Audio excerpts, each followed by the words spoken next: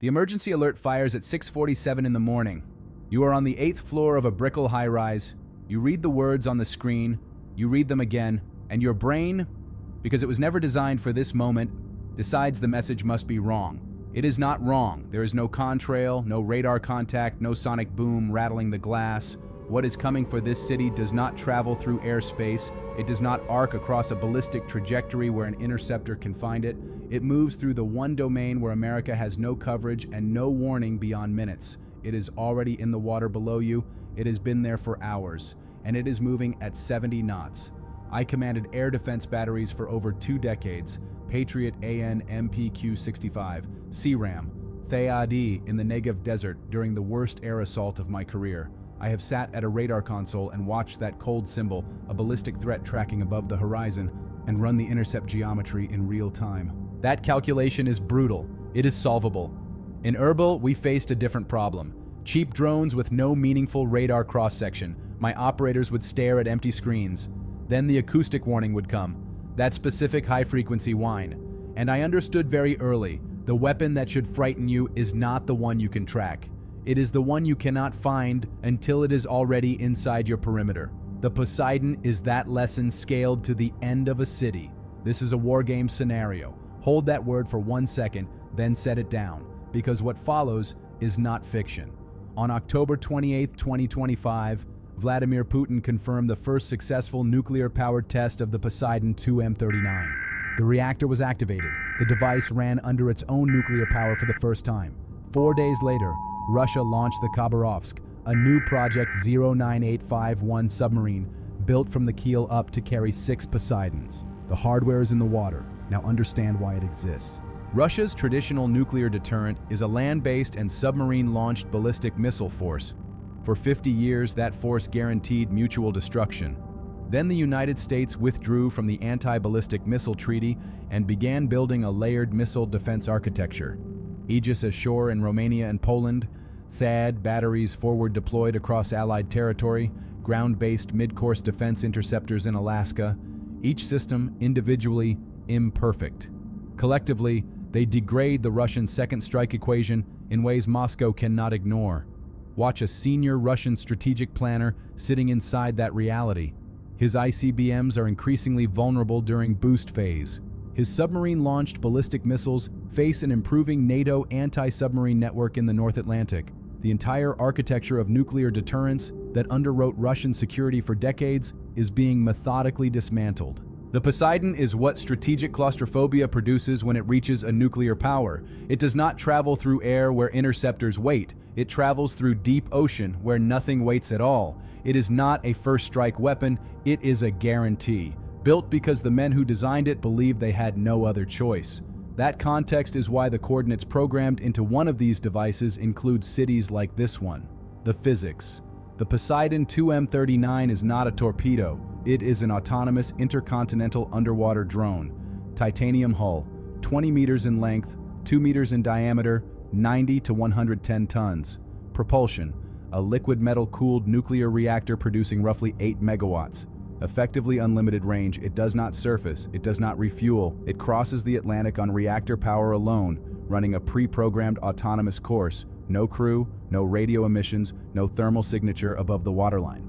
Operational depth, up to 1,000 meters. The detection problem in plain terms, your SOSUS passive hydrophone network was calibrated across 50 years to recognize one specific acoustic library, the shaft harmonics, propeller blade rates, and mechanical resonance of Soviet nuclear submarines. That library is extraordinarily precise. It is also entirely useless here. The Poseidon has no propeller shaft, no reduction gears, no rotating mechanical drivetrain. Its reactor produces an acoustic profile that does not exist in the SOSUS classification database. The system may register an anomalous contact. It will not be able to classify, localize, or track it with the confidence needed to vector intercept assets. By the time a P-8 patrol aircraft drops sonobuoys into a 1,000-meter water column, the contact is 200 miles further toward your coastline, speed 70 knots, 80 miles per hour, underwater. Your best ASW weapon, the Mk-54 lightweight torpedo, tops out at approximately 40 knots. The Poseidon is faster than the weapon designed to chase it. In any tail engagement, the geometry is a closed equation. No intercept solution, no Patriot battery, no THAAD launcher. Nothing on the Eastern Seaboard carries a round designed to engage a subsurface contact. Air defense ends at the waterline, the warhead.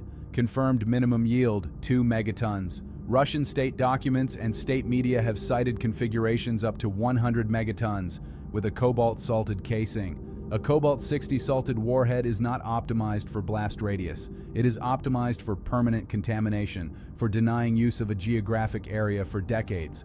This is a city removal instrument. Now put those numbers into the streets below you. A detonation 5 to 10 kilometers offshore drives a pressure wave through the water column at 1,500 meters per second, 4 times the speed of sound in air. Russian state claims of a 500-meter wave are propaganda. Independent physics places the realistic near-shore surge at 20 to 50 meters. It arrives at Miami Beach in under 10 minutes. Stop thinking of it as a wave. A wave is what you see in a photograph.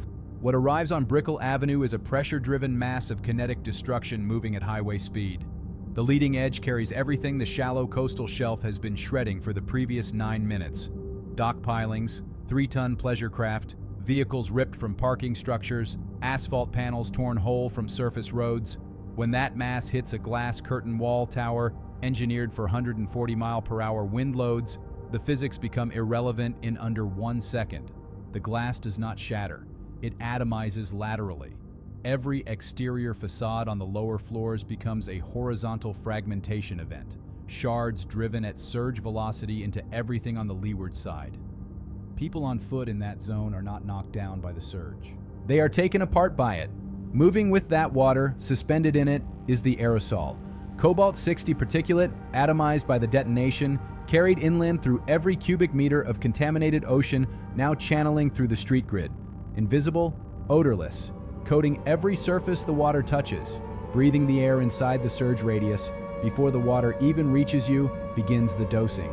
The Biscayne Aquifer, the water supply for all of southeastern Florida, receives contaminated injection through the drainage grid within hours.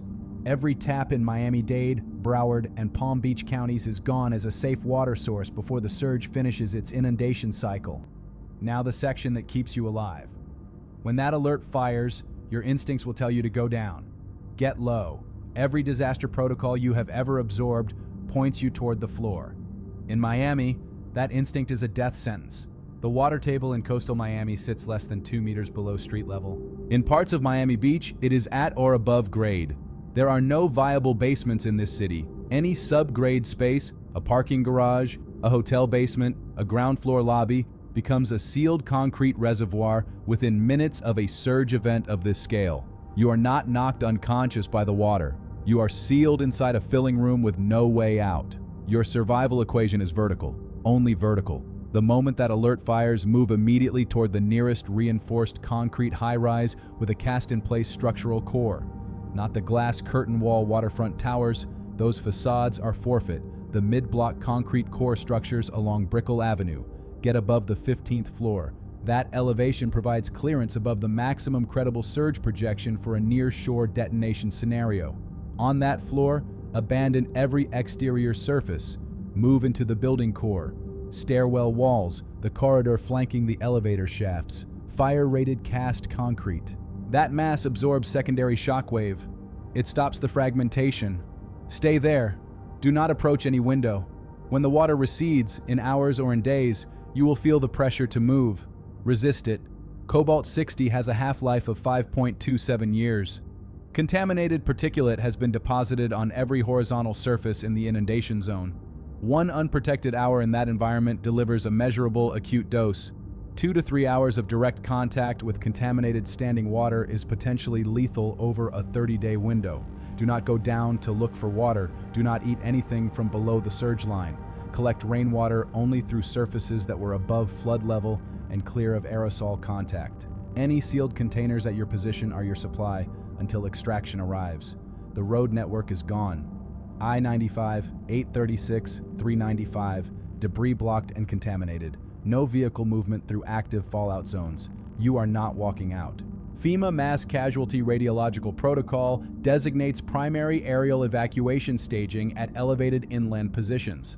For the South Florida scenario, the highway interchange corridors along I-75 and the Florida Turnpike northwest of the inundation boundary are the ground-based decontamination and survivor assembly corridors for anyone who reaches them uncontaminated. For those trapped inside the impact zone, federal rotary assets, National Guard UH-60s under FEMA Emergency Support Function Coordination begin reaching elevated structural positions within 48 to 72 hours of a declared catastrophic nuclear event. Rooftop and high-floor extraction from the Brickell concrete core towers is the mechanism. That is the protocol.